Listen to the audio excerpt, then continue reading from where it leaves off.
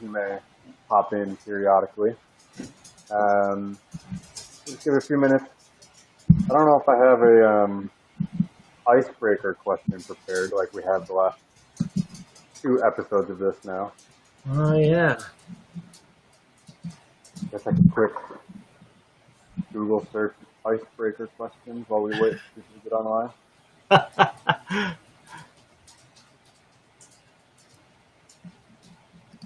Let's see.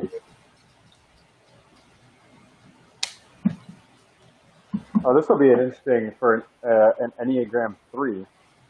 What is one goal you'd like to accomplish during your lifetime? And how long? What was the time frame? Your lifetime. Oh, one goal in my life? This might be a Kairos moment in and of itself, but what's one goal you'd like to accomplish in your lifetime? Oh my goodness, that is a terrible, terrible question. Like, you can't ask that of an Enneagram 3. Are you kidding me? It's also not a very good icebreaker question. Like, oh my goodness, you got to have a time frame. Like, what's one goal you want to accomplish in the next 3 months or 6 months? Like, you can't ask an Enneagram 3 a lifetime question. That is like that. No, that doesn't work. There's too much. I don't know which. I'm trying to think. Maybe like which Enneagram type would appreciate that question. I don't know. Maybe the planners. If there's with a 1, maybe. Yeah, maybe.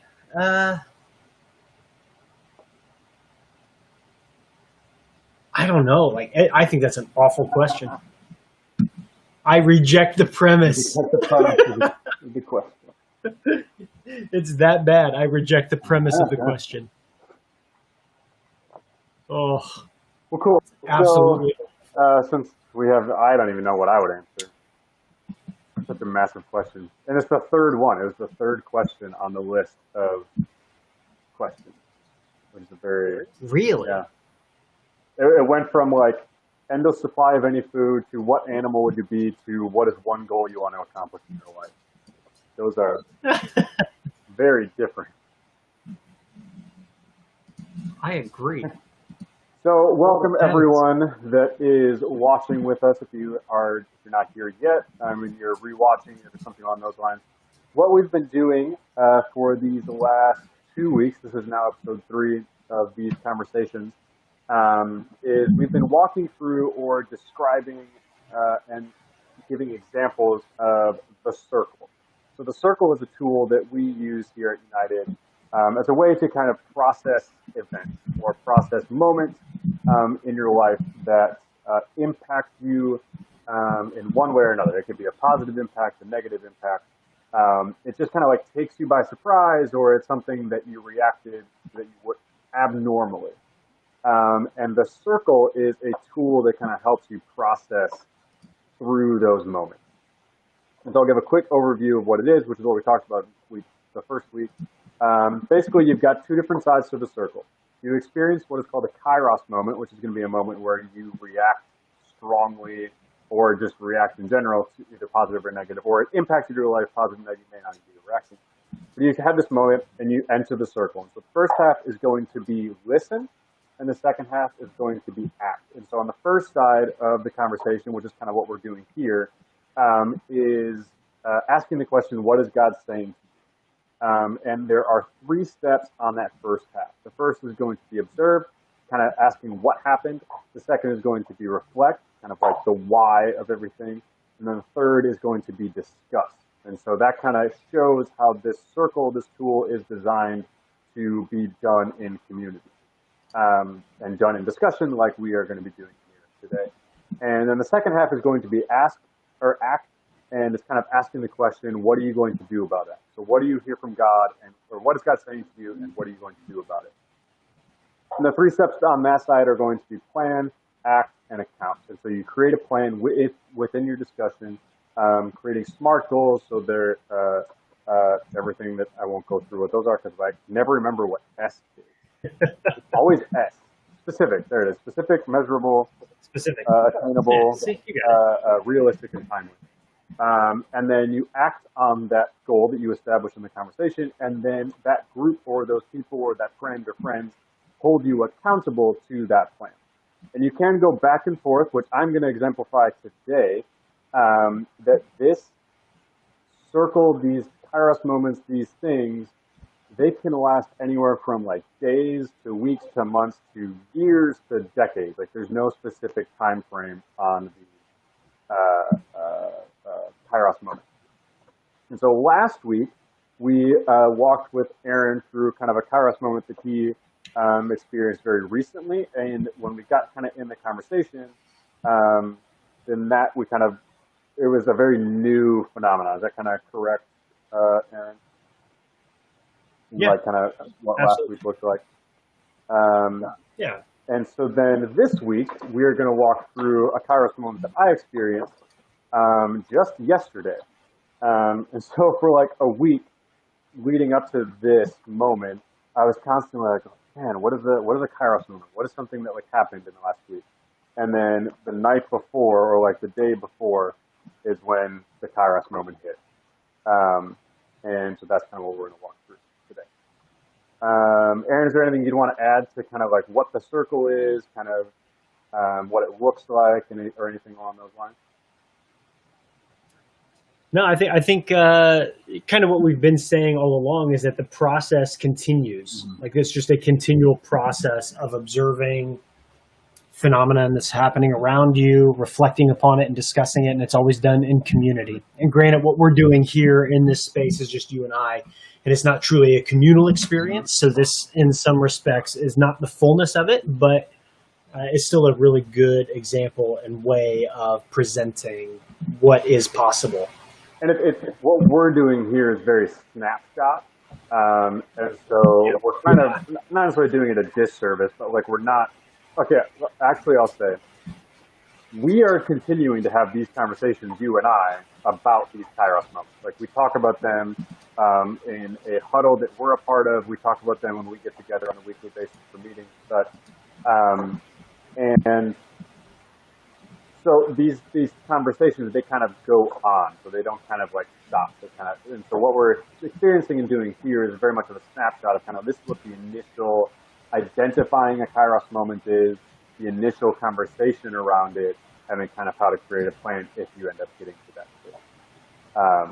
Exactly. So know that like as you're watching and you're seeing us doing this, we are continuing this conversation together and in our community. It's not kind of just a one and done thing.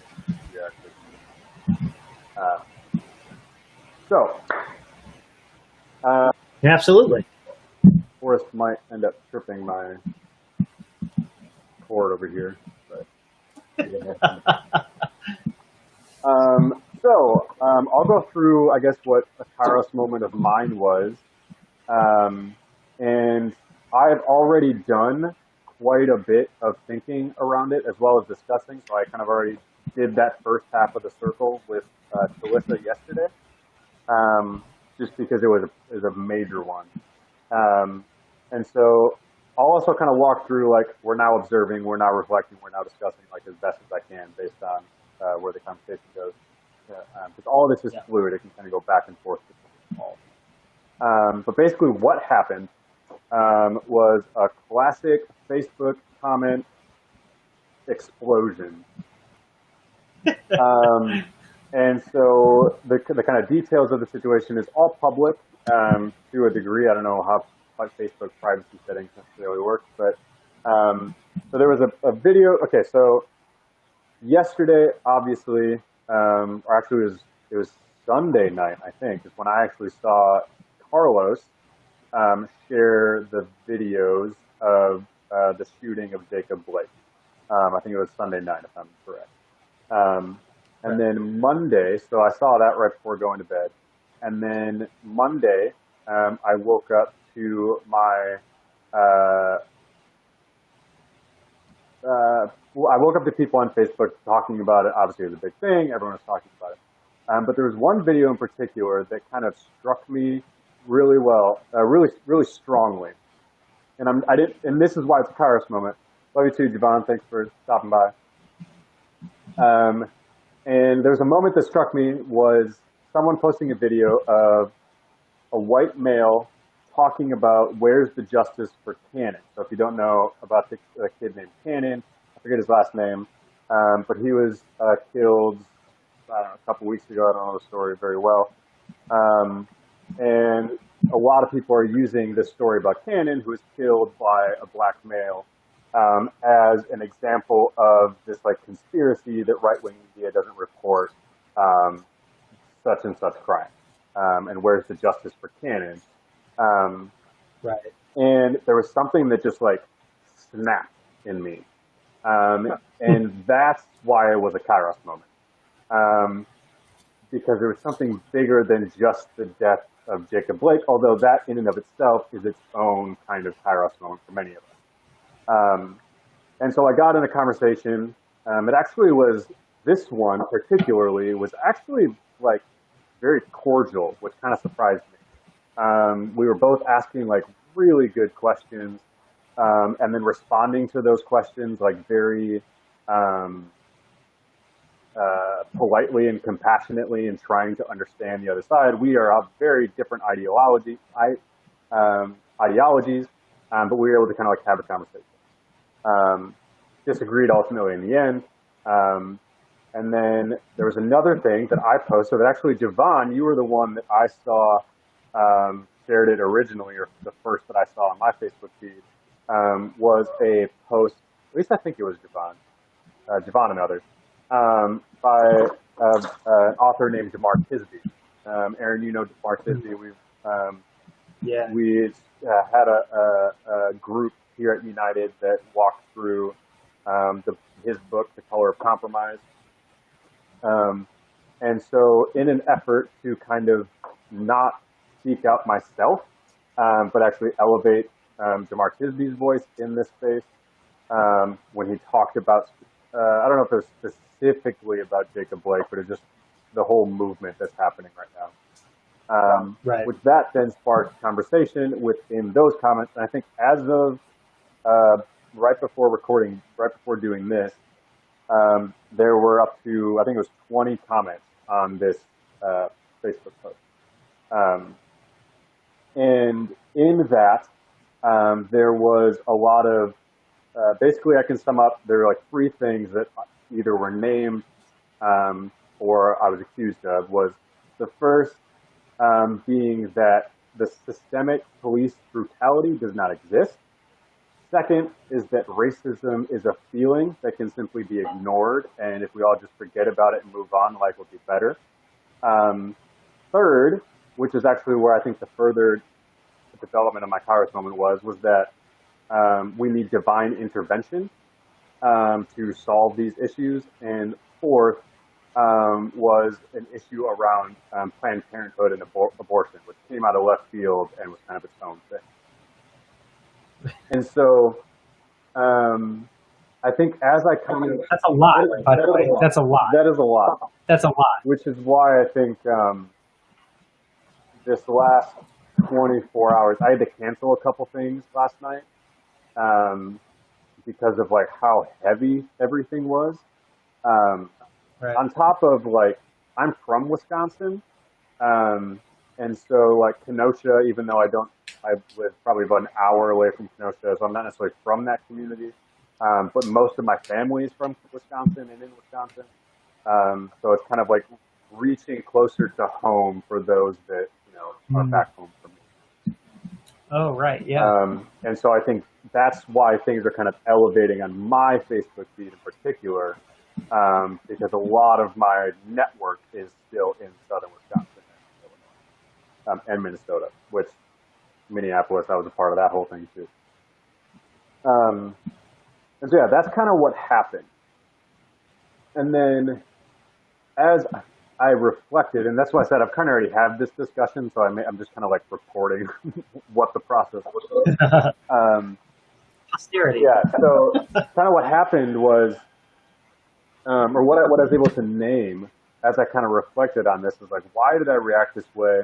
What are you saying? Like how that one guy was telling you all lives matter. Yeah, it was a very, very interesting kind of situation. And what I began to name is that this is kind of resurfacing a Kairos moment or a circle that I've been walking through for at least 5 years. And I've hinted at it at times in like blog posts that I've written for United for the Awake My Soul blog. I've kind of hinted at it, kind of that I've been in this state of deconstruction for so long. And to kind of go back a little bit and kind of unpack that some is that I began to question around the same time that I questioned like what is missions and kind of we're having these kind of theological like existential crises. I began to kind of ask like what is the church, like who is Jesus? Like I started asking a lot of these questions. And then that's kind of right around the time like the Black Lives Matter conversation kind of was starting, if I remember. Do you know when the term or organization was first coined, Aaron? The term was first coined after Trayvon Martin was killed. Okay. So that's kind of the genesis of it. What year was that? Was that 2012? I think Trayvon Martin was 2012. Okay. Wow, that was a long time ago. Yeah, and so yeah, 2012. Okay. And so yeah, it must have been like 2014. I think it was. It's important to say like I was at a stage of life, so I was about to graduate college in 2014, and so I was in a point of like, what do I do with my life? Like, what is my career? Like, what does my job look like? All these kinds of questions on top of all that. And I think so it's kind of been a process of like deconstructing 2015. So yeah, 2015 was a year, I think, Lydia, that like there were a lot of shootings. That's the year. Was that George Zimmerman? Was that 2015? George Zimmerman's Trayvon Martin. Martin. That's 2012. Michael Brown was 2014. Okay, that was Would have been August of 2014. Yeah. And so for me, I have like devoted, maybe Ferguson might have been 2014, 2015.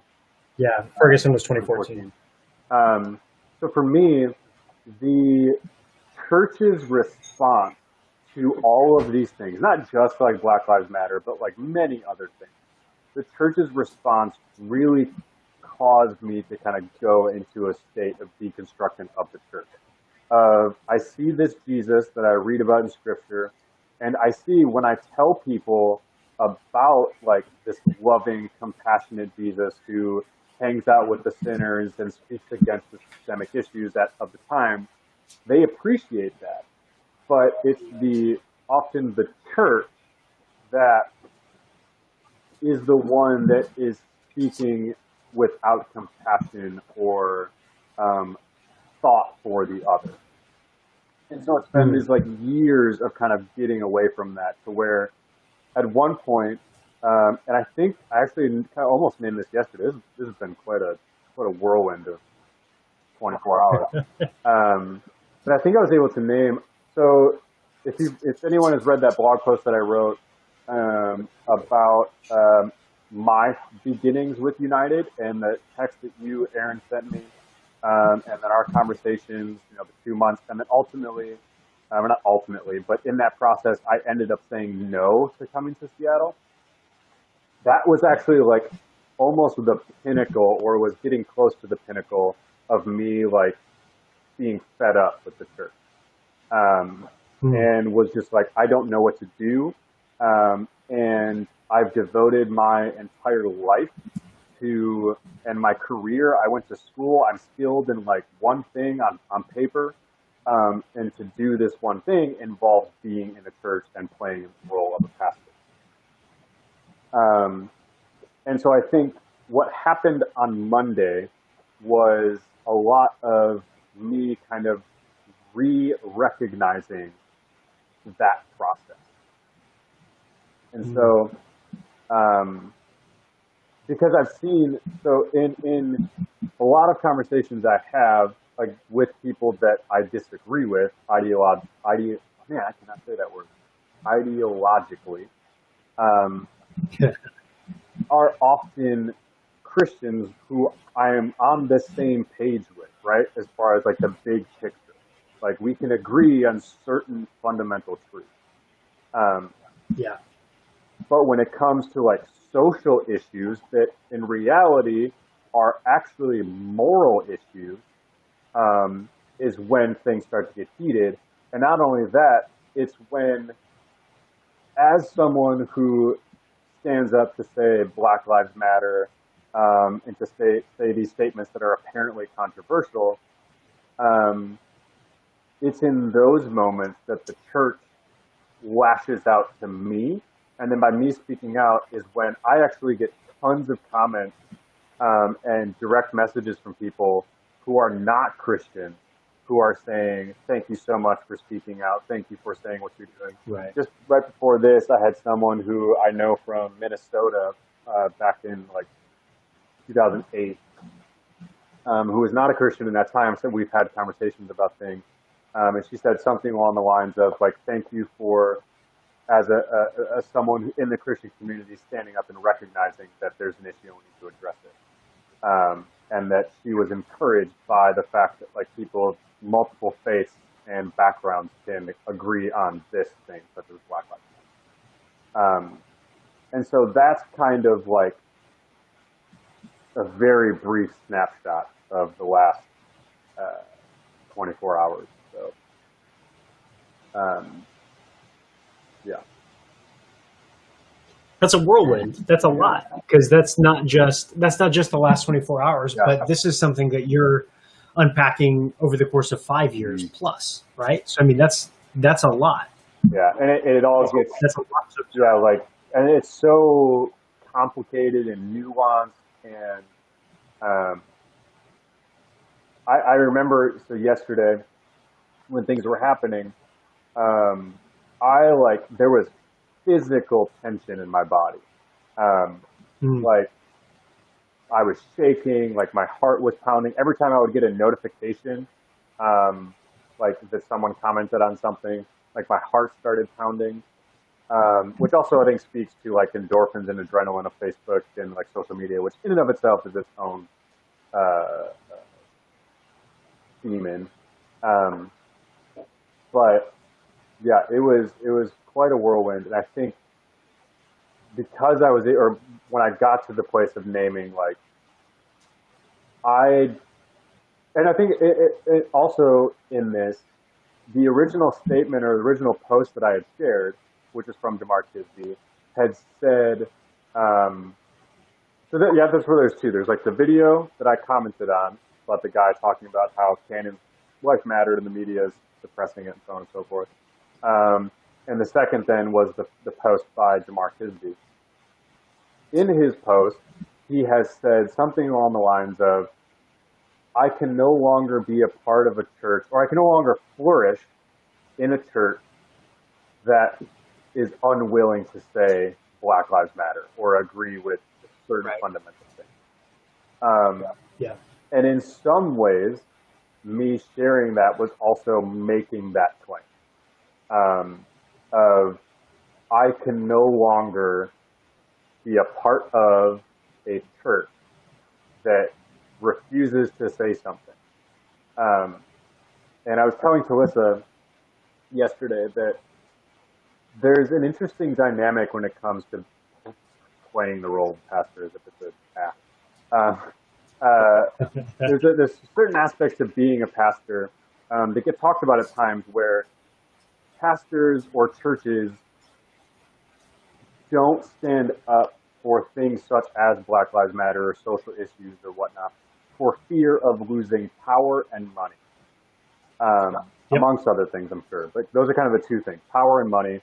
That also goes for like those who are in power already. But I was like, yeah, like that's very much a thing, especially in the church planting world. There's a lot of fear of losing support by saying something like this. But I think you have to stay really vanilla. Yeah, like you can't. You have to be vanilla. You have to walk the line constantly, which in some situation. You can't even be vanilla bean. You got to be vanilla. Yeah, vanilla bean's too flavorful, too spicy. Exactly. Too spicy for us. And in some ways, there's a time and a place for conversation, right? Like we've tried here at United to kind of create a space where we can all have conversation, where like you can come from different political backgrounds, come from different Christian tradition backgrounds, and like you can play a role in what we're doing.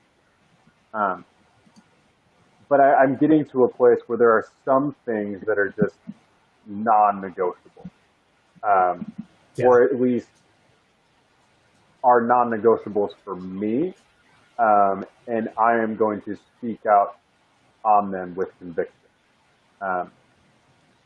And there's also the caveat of like trying to do so with humility, in recognizing that like I don't have everything figured out. I probably won't for a really long time, if ever.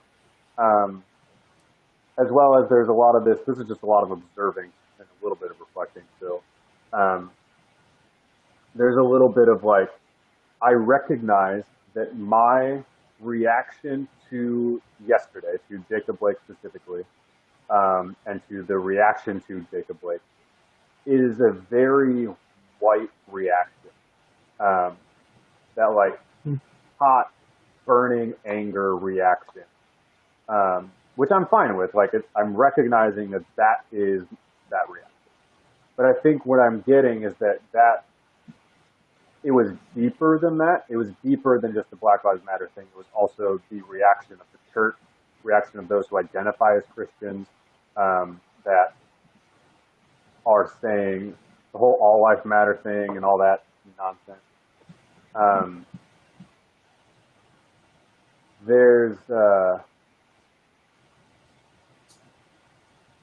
I think I recognize or am committing to, we're in the long haul for this, right?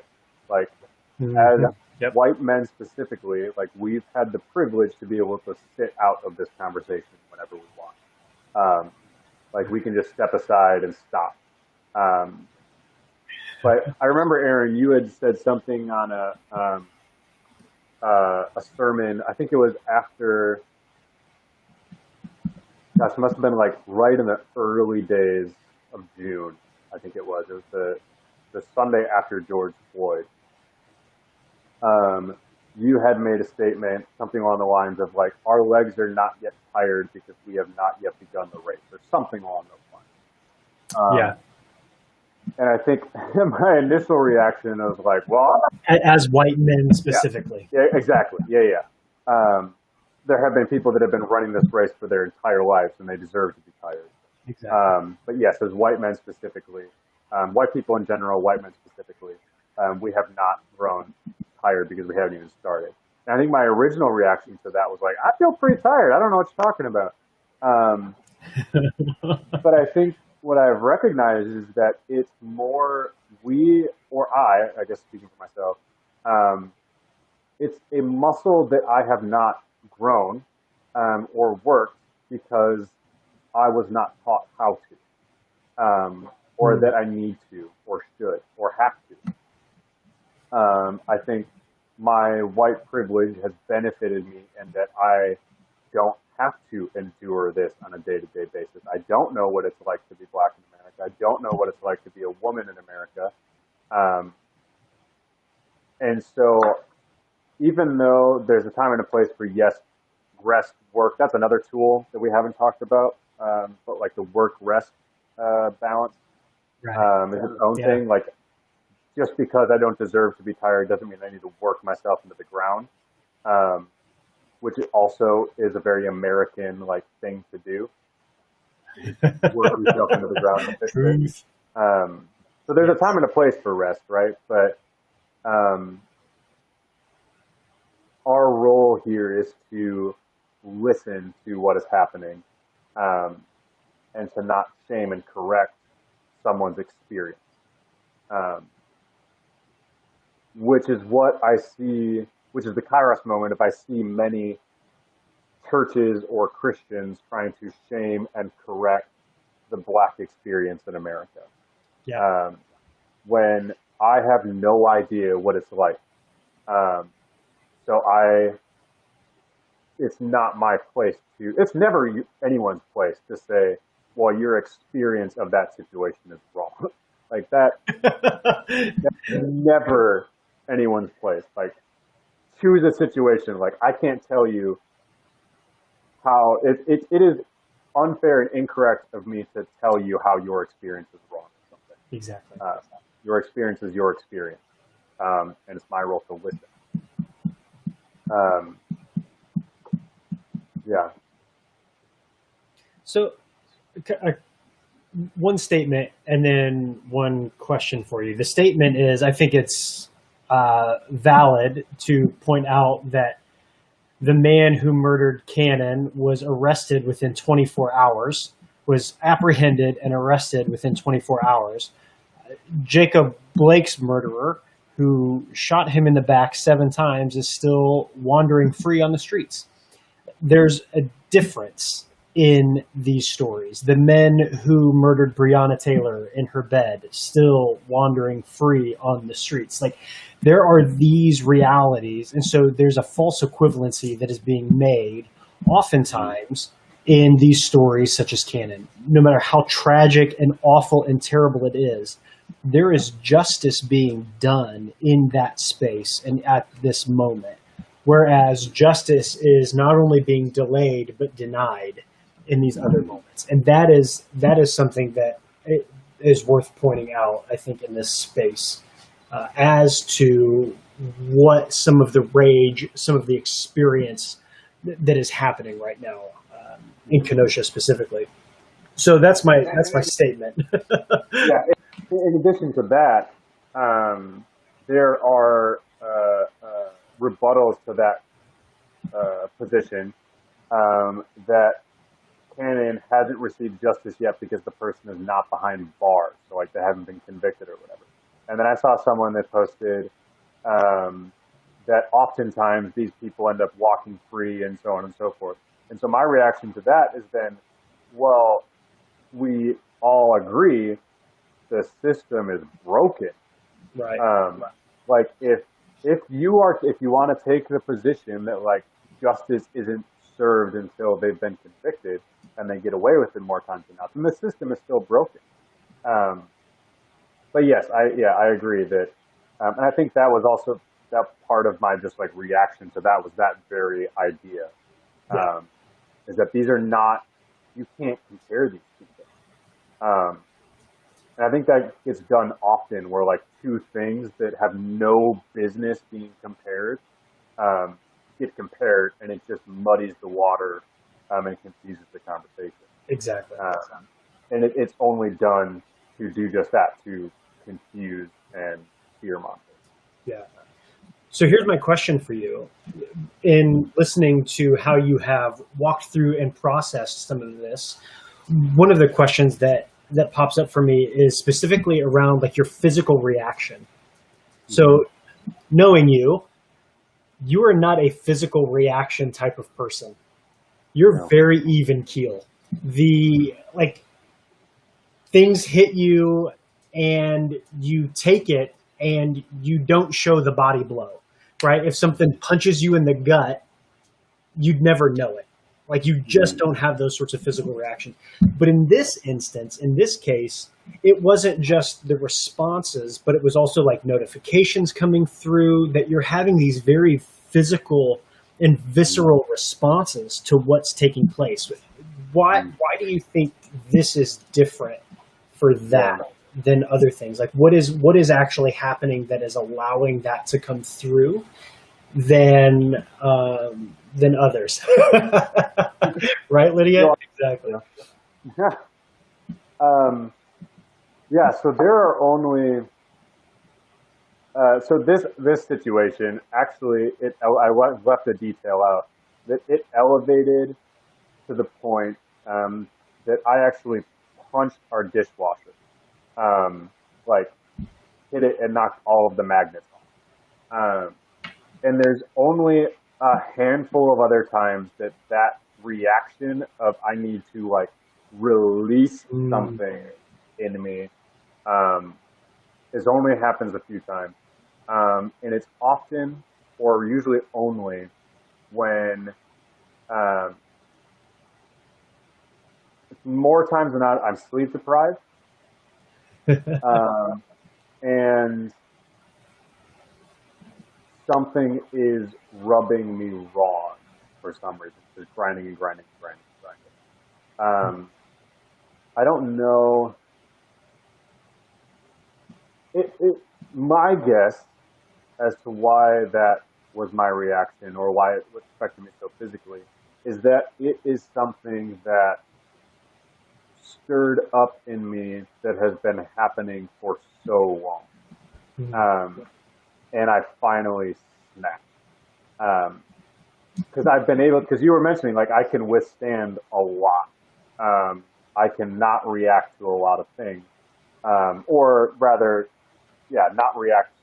Yeah, I'll just say not react in a lot of ways. But it's often those things when they grind me and grind me and grind me and grind me and grind me that I eventually snap. And I think this was the 5 years of grinding and grinding and grinding and finally snapping on the situation. Right. And to me, I think it's more than just a political situation. Like, obviously this is an election year, so like there's other things under the surface. And I wonder, actually there might be something, because the last time this kind of like intensity I experienced butting up with the church was in 2016. If you have talked to me at all in the last year, you know 2016 was a year. And I think I wrote a blog post about 2016 and how like that was a very cathartic experience for me to like write that and process through 2016. Yeah. And I think this was resurfacing all of that. It was resurfacing the allegiance to Trumpism, the blindness to the systemic issues. And, here's the other thing that I think it also resurfaced that the Jesus and the church that I have devoted my life to, both in like a spiritual sense as well as like a vocational sense. The thing that I've devoted my life to is being co-opted and perverted to things that I don't recognize, and that are not the Jesus that I know and love, and is not the Jesus that is a friend of sinners and people that are not in the church know and love. Yeah. And I think that's what angers me,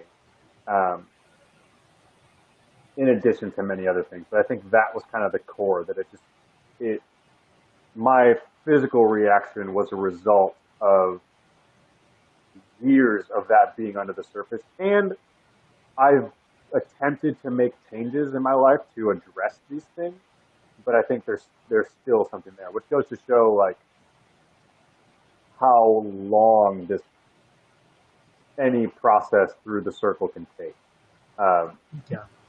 It can be years to deconstruct something. Like you deconstruct and then you reconstruct a little bit and then you go back and then you reconstruct. It's a roller coaster. I think that's probably why, to some degree, my physical reaction was the way it was. So this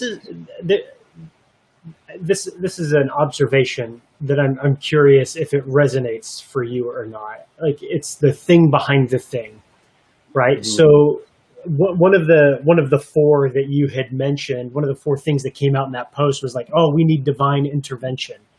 In this space, you're saying, I'm going to put words in your mouth just a little bit, but in this space, you're saying, yes, we do need divine intervention, but it's a recapturing of the real Jesus of Scripture and allowing that to be the thing that comes forth and not this co-opted Jesus of Trumpism and of ... whatever you want to add to that kind of thing. Is that the thing behind the thing for you? I think so. Yeah, it's this idea. Um, my mind just completely spaced. Um, yeah, so it's this idea that I agree with many of these positions, right? Like all lives matter, 100%. Don't disagree with you. But right now, it's being shown, and in practice, black and brown and people of color, their lives don't matter to the system. And do we need divine intervention? Do people need Jesus? Yes. Again, we can agree that we need divine intervention to fix this system. The thing is, what does that look like, right? Like, does divine intervention just look like we pray about it and hope people have a change of heart and the change of heart fixes the system? And I think that's where I start to disagree is that, yes, I agree we need divine intervention. And I believe that looks like people praying and then getting on the streets to make a change. And that involves like taking action, speaking out, no longer being okay with like passive racism or, just statements that are dehumanizing. I think that's as we kind of continue undressing these layers is that the Jesus I know is being co-opted, and we're saying as Christians we need divine intervention, but then I think we named last night that the phrase we need divine intervention without the willingness to act or learn or change is an opt out of any responsibility. It's they say we need divine intervention, so I'll just wait for it to happen, which is it's selfish and not helpful. There's that old phrase, pray as if everything depends upon God, but work as if everything depends on you. Mm-hmm. Right? Like that it's two sides of the same coin. That yes, divine intervention is necessary and we need to pray for the miraculous to take place. Mm-hmm. But that doesn't mean we get to sit on our hands. Mm-hmm. Right? We don't just get to sit there and just wait for it all to happen. And I think that's a really poor understanding of God's kingdom and of our role as co-creators, as people whom God has expressly given like permission and authority to do things in his name here on earth as it is in heaven, right? And so like I think that's great commandment stuff and great commission stuff. Like those are important things to pay attention to. And so I think you're identifying something really important and fundamental, is that we have oftentimes missed that other side of the coin, the idea that we have to work, that we have to do the work to make the change, do the work to create difference. And so some of these things are really fundamental to us being the church here and now. I think that's really good. Yeah, I think it's a recapturing of both Jesus and the church, right? Yeah. Like, there's also been points in my deconstruction that like I have talked about like people, or there was that movement, right? Maybe 10 years ago, where like people were leaving the church but keeping Jesus, right? Like Christianity isn't a religion, it's a relationship, like that whole part. And I remember when that was happening, I was like, no. Like, there's an important aspect to the church. Like, there's a role for community. Like, Jesus installed the church when he left. And so there's a recapturing the church as well as recapturing the Jesus of love, as well as the Jesus that got angry at the system and structure and the people in power. But was also extremely compassionate and kind and listened to people like Mary and Martha, like Mary and Martha when their brother died. Right. Did Jesus know that the reality was he was going to raise Lazarus from the dead? Absolutely. Like he knew what was happening and he knew what was going to happen. But did he shame Mary and Martha for not recognizing the reality and being in their feelings and mourning? No. He sat with them and he wept, even though he knew the reality that in the end it was going to be fixed. Right. And so it's recapturing the Jesus that is able to be compassionate, sit with people's emotions, but at the same time be able to stand up, be angry, and speak into the power structures that oppress, as well as recapturing the thing that he installed and the commandment that he gave us to go and make disciples like Jesus so that we too can be a part of bringing heaven to earth and making heaven, or making earth as it is. Yeah. So I think that's kind of where, if I go back to like why did I react so much physically, was because I think it was bubbling all of that up. It was starting to like resurface the deconstruction as well as like beginning to start naming a lot of things. Or like my body was telling me that like you're getting somewhere, like you're making progress in this story. That's good. I think, yeah. So here's the so in the circle, we've kind of gone through the observe and the reflect and the discuss. I think one of the things that I love about that half of the circle is the question, what is God saying to you? And the reason why I like that question so much is because I think it helps us to name something specific. It helps us to kind of put a bow around all of this stuff. And so I want to ask that of you in a sense of like, is there a way to name exactly what it is?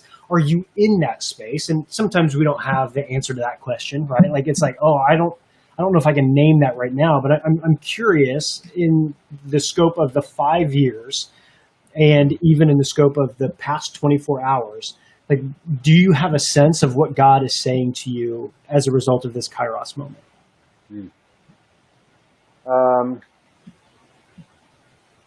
There may be two things I think that are being said. The first being, don't give up on me. But I'm not saying that, but that's what I'm hearing. Don't give up on me. Because I've been close. Like there have been times where I've been ready to try to find another job and move on. And so I think that's being said in part because of the reactions that I get from people outside the church that are benefiting from me speaking out. As well as inside the church. Maybe if you're a part of United and you're watching, I hope that and then I think the second thing is that I am on the right path, or you are on the right path, and that this process is moving forward and progress is being made, and to kind of continue in this direction. And doing so with as much like empathy and compassion for those who are like my former self. Because I think it's easy for me to then turn around and shame those who have not gone down that path similar to me. I don't think it is yet my role to bring them along. Maybe it is, but I think at the moment I'm continuing to work for myself, and I'm going to speak out about that. And so I think the other thing that I'm hearing is to continue to find ways to speak up and speak out, with the caveat of like listen first, talk second. And I think that's kind of probably the things I'm hearing. That's good. Process, so. Have you moved into the second half of the circle with some of that, you think? So in part, I think the plan, or I don't necessarily have SMART goals for them yet. We did it over the last few weeks or few months. Tulissa and I have made certain goals to, like, read certain books or do things like that. I think for me, it's going to be continuing to find ways to innovate and create new things for the church to be ushered into this new kind of way of being. So, like, if we're identifying that, like, we're recapturing both Jesus and recapturing the church, now we need to figure out, okay, what does that look like? What does reconstructing this thing that has been co-opted by Trumpism into this new reality? I think that's kind of like my next phase and next step, is kind of trying to think through what are ways that we can worship together, what are ways that we can kind of be the church together, without putting the pressure that it's my role to solve everything. The work of the people. Exactly, work of the people. And so, yeah, I think I'm not in the space of, like, this is the concrete next step that I have. Because Tulissa and I talked a little bit about, like what kind of activity do I need to do to release that physical tension that happened. That's good. And I wasn't quite able to name anything yet, because I've been told time and time again that as an Enneagram 5, I should do yoga. But I've never wanted to.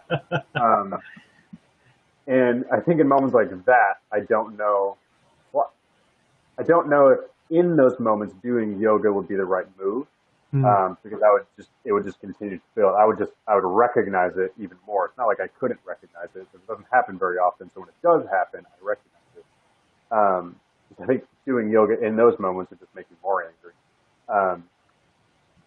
But there may be something there of, like, doing some kind of physical activity that grounds my body more, so that when these situations come, I'm able to contain them or maintain them better than I do now when they happen.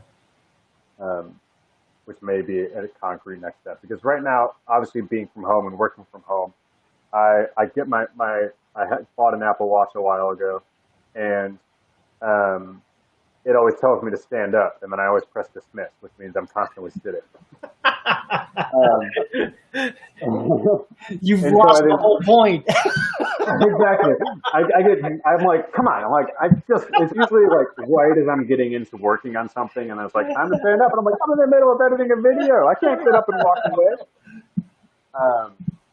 But I think it shows me, like, how working from home, I've become so sedentary. Like, can never close, like, certain rings and things like that. And so I think there might be a benefit to that, of, like, trying to establish, like, a physical routine activity in this space for health reasons, as well as, like, emotional, mental, spiritual. Well, that's the marathon aspect of it too, right? Like, Yeah. our legs. You said it earlier. Like, our legs are not yet tired because we have not yet begun to really run the race. Like, if it's a marathon, there have to be moments of pause, moments of rest. In some respects, I'm not even sure we're even in the marathon as white men. I think we're still in the training phase, right? Like, and if that's the case, like, if you want to take that marathon metaphor to other areas, we're probably still training for the 5K, right? Like, we're in the couch to 5K part. So like, you walk, and we're probably in the walk run phase, right? Like, where you're walking for 10 minutes and you're running for 10 minutes total. And then you got to rest, and you got to rest for a day, because you still have to build it up. Our muscles may be tired, but we are not bone weary. We still don't have that bone weariness that our Black, Indigenous, people of color friends and community members are experiencing. We don't have that same sort of thing. So it's not to say like if you're in the couch to 5K, right? Like that's hard, like to go from 0 to a 5K. But don't play the martyr card that you've been running 26 miles for your entire life. Exactly. But yeah, I think a simple act for me is to just stand up when my Apple Watch tells me to stand up. Yeah. I'd do this. And in some respects, like I'm not even sure the marathon is what our BIPOC friends are experiencing. I think they're ultra marathoners at this point, right? Mm-hmm. And they're running an ultra marathon every single day. And and that's in addition to like they are experience this every single day, even when it's not on the national news and national exactly. news. And so there's a whole nother layer of it's now in your face every single day on top of just your day-to-day life. Exactly. And so in many respects, like we need to learn how to have empathy and compassion towards our Black, Indigenous, and people of color brothers and sisters and queer folks. And like our role is to, like our legs are not yet tired, so our role is to come alongside, prop up, listen, and speak up into spaces where their voices may not be heard. It's our role to then speak into those spaces. Exactly. With the caveat that they are there, like alongside us. I think that's really valuable. Not just like one of the things that you've kind of hinted around is that as pastors, we have a unique voice. And so when people say like, oh, thank you so much, that aren't Christians, say thank you so much for speaking, it's because of your voice as a pastor.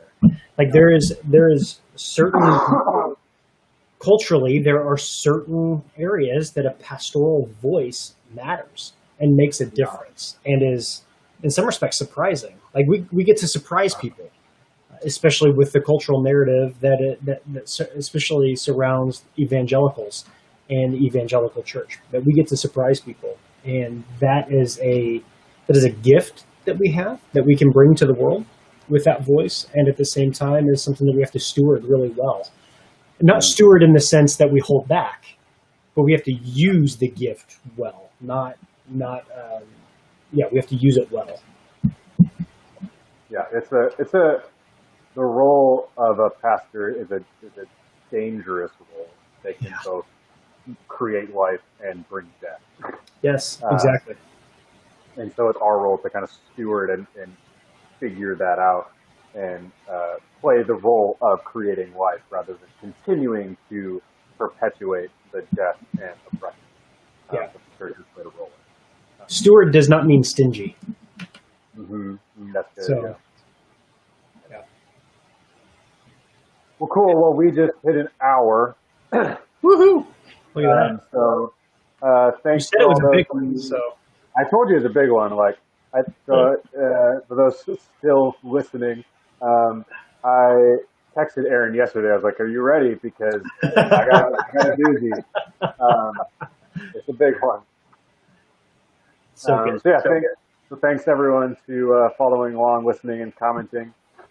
Thanks for being a part of this.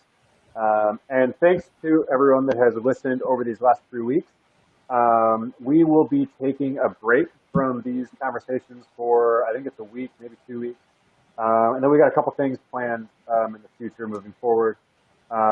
If you have any ideas, I don't know if anyone's, I can't necessarily see who's still watching, but if you have any ideas of like what you want us to talk about, or if there's any conversations or questions that you have that you want us to talk about, let us know. And we got some plans in the works to kind of continue this a little bit, and see where it goes. Absolutely, so good. Very good. Cool. Thanks everyone. Thanks Aaron for walking through that with me, and we'll see everyone later. Thanks for being authentic and vulnerable, Trevor. Yeah, for sure. On camera. On camera. Exactly.